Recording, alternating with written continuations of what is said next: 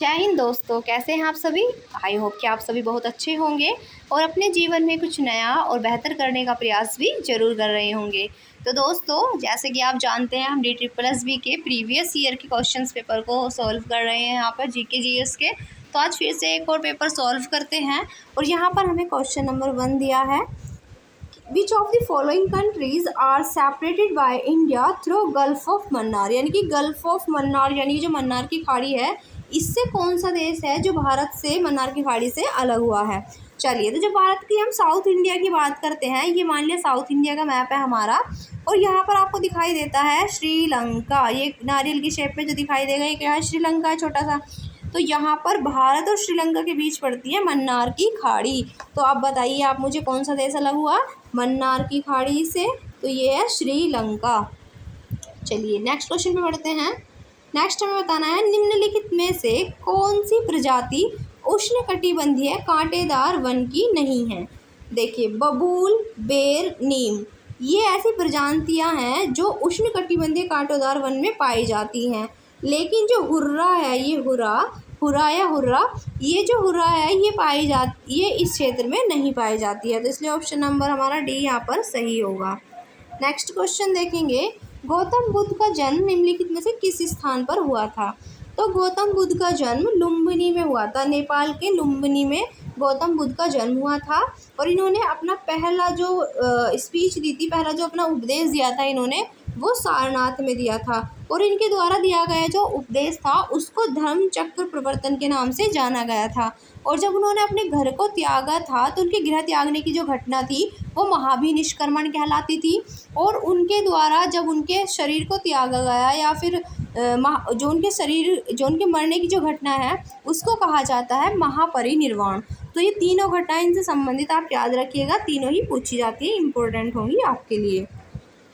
Next question हमें बताना है, in which of the following years did Alexander invade India. तो वो कौन सा वर्ष था जिस पर सिकंदर को ही अलेक्जेंडर कहा जाता है, उसने भारत पर आक्रमण किया। तो ये 326 ईसा पूर्व में, 326 BC में इसने आक्रमण किया था सिकंदर ने।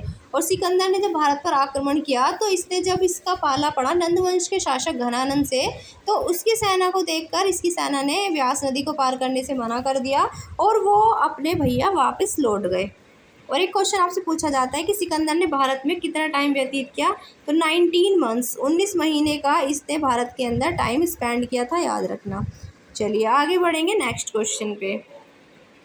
नेक्स्ट क्वेश्चन पूछा है, which of the following reasons did the sense establish their dominance. तो कौन सा था जो सैन वंश ने अपना शासन स्थापित किया था, किस क्षेत्र में किया था। तो ये जो सैन वंश था, ये हुआ करता था बंगाल में। तो बंगाल का सैन वंश, इस तरह से आप याद रख सकते हैं। नेक्स्ट क्वेश्चन है, निम्नलिखित में से किस आंदोलन के लिए गांधी जी ने करो या मरो का नारा दिया था। देखिए, उनका बहुत ही फेमस नारा था डू और डाई का। और इन्होंने जो करो और मरो का नारा दिया था, ये भारत छोड़ो आंदोलन में दिया था। भारत छोड़ो आंदोलन जो कि 1942 में स्टार्ट किया गया था बाय गांधी जी। तो इन्होंने तभी करो या मरो का नारा दिया था। नेक्स्ट क्वेश्चन है हमारे सामने, किस वर्ष में ईस्ट इंडिया कंपनी का शासन समाप्त हुआ था। तो ईस्ट इंडिया कंपनी जो कि वर्ष 1600 में भारत में आई थी और इसने भारत में अपना शासन जो समाप्त किया था ईस्ट इंडिया ने, ये 1858 में किया था। और 1858 से भारत में शुरुआत हुई थी ताज के शासन की, रूल ऑफ क्राउन की शुरुआत हुई थी 1858 से। यानी कि यहाँ पर महारानी जो विक्टोरिया थी ब्रिटेन की, उन्होंने अपने हाथ में शासन ले लिया था और कंपनी का शासन को पूरी तरह से यहाँ पर समाप्त कर दिया गया था 1858 में।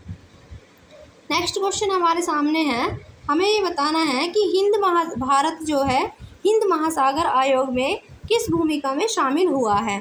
तो भारत एक पर्यवेक्षक के रूप में, एक ऑब्जर्वर के रूप में इंडियन ओशियन कमीशन के अंदर शामिल हुआ है। तो इंडियन ओशियन कमीशन जो कि प्रशांत महासागर से संबंधित ये एक कमीशन है जिसमें भारत यहाँ पर इसका ऑब्जर्वर बना है।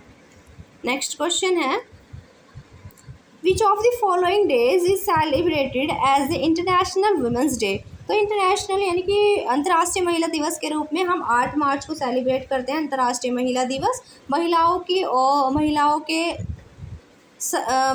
के लिए ये डे सेलिब्रेट किया जाता है। अंतर्राष्ट्रीय महिला दिवस उनके उत्थान के लिए, उनके सशक्तिकरण के लिए, उनको आगे बढ़ाने के लिए, इस तरह से महिलाओं के सम्मान में आप कह सकते हैं कि महिलाओं के लिए मनाया जाता है अंतर्राष्ट्रीय महिला दिवस।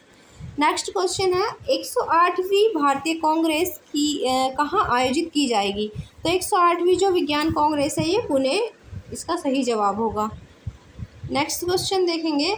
अब देखिए फिर से सिग्नल से क्वेश्चन आया है, हमें बताना है what does the below sign, जो ट्रैफिक है ये साइन जो है ये क्या बताता है। लेकिन यहाँ पर ये जो क्वेश्चन है ये यहाँ पर इसके कई आंसर है, इसलिए यहाँ पर इसको ठीक नहीं माना गया, हम भी इसको छोड़ देते हैं, सभी के लिए यहाँ पर छोड़ दिया गया। नेक्स्ट क्वेश्चन हमसे पूछा है कि ये किसके लिए है, what does the below traffic sign means, इसका मतलब क्या है? तो इसका मतलब होता है warning for a curve to the left. एक लेफ्ट की साइड मुड़ रहा है तो लेफ्ट में कर्व मुड़ने के लिए, यानी कि वक्र की ओर। तो इन्होंने कहा है कि बाईं ओर एक वक्र की तरह की चेतावनी है, ये बाईं ओर एक क्या है, बाईं ओर एक वक्र की चेतावनी को ये दिखाता है ये वाला साइन। नेक्स्ट क्वेश्चन देखेंगे, फिर से एक साइन का क्वेश्चन है। तो ट्रैफिक निशान हमें बताना है क्या बताता है। तो ये वाला जो साइन है ये बताता है कि दाहिनी ओर यानी कि राइट साइड जो आप अगर ऐसे मुड़ते हैं तो राइट साइड मुड़ना क्या है, प्रतिबंधित है, ये इसको शो करता है। ठीक है, तो दाहिनी ओर मुड़ना प्रतिबंध है, ये इसको बताता है। Option number B is the right answer. फिर से एक ट्रैफिक साइन दिया गया है और हमसे पूछा है कि ये जो ट्रैफिक साइन है क्या बताता है। तो ये जो ट्रैफिक साइन है ये बताता है संकेत से अधिक भारी धुरा भार वाले वाहन जो है प्रतिबंधित है। तो यानी कि यहाँ पर जो बाहरी वाहन है वो यहाँ पर क्या होंगे, प्रतिबंधित होंगे। अब फिर से एक ट्रैफिक साइन आपको दिखाया गया है और बताना है कि ये ट्रैफिक साइन क्या बताता है।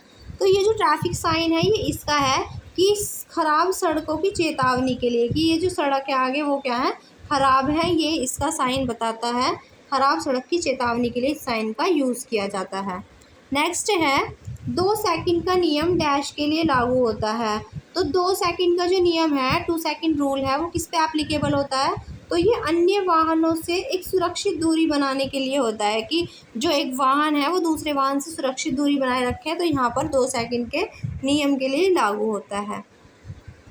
नेक्स्ट क्वेश्चन है, अगर किसी कार की जो बैटरी है, बैटरी में इलेक्ट्रोलाइट का स्तर कम है तो उसमें इनमें से क्या भरा जाना चाहिए?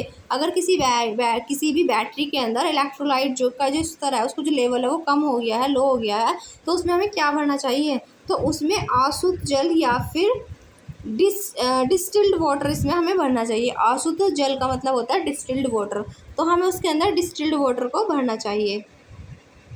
नेक्स्ट क्वेश्चन हमारे सामने, मध्यम वाहन बॉडी प्रकार की चेसिस का उपयोग इनमें से किसके लिए किया जाता है?